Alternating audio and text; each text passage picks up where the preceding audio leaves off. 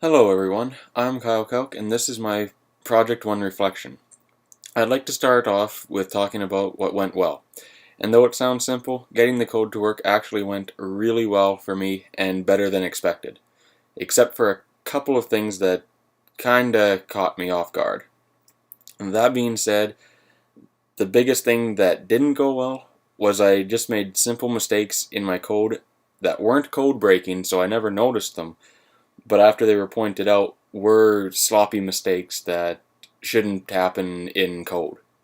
It was as simple as missing a few semicolons here and there, and as you can see on this code right here, I still have the missing semicolons located at the end of my variables. Again, not code breaking and nothing that Dreamweaver will shout at you for, but sloppy nonetheless. And to be honest, the hardest part of this so far was just actually getting my story all to fit. And that being said, it took me actually quite a few edits to finally get everything fit the way I wanted it to. For how this has related to previous work, it really has never been anything I've had to deal with JavaScript, but for the short time I spent coding websites for friends, this would have been an excellent resource to have, and at the time, reflecting back now, I really wish I would have learned it then. It would have made life a whole lot easier for me coding for them, as well as their websites working even better than they were.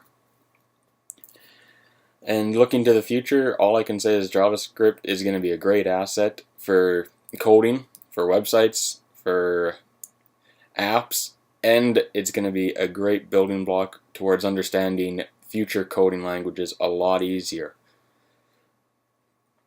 And I have to say, to this point, JavaScript has been pretty easy to grasp, at least the week 1 stuff. And that was with me not having too much coding experience outside of Visual Basic, which I learned way back in high school. So though not all of this is foreign to me, it's taken a while for my mind to remember all the little ins and outs of the basic coding structures. The only thing that really jumped out at me right off the start was the if statements, and that I understood right off the bat thanks to the Visual Basic work I did in the past in high school. This has been my reflection. I hope you all have a great time in the course, and thank you very much.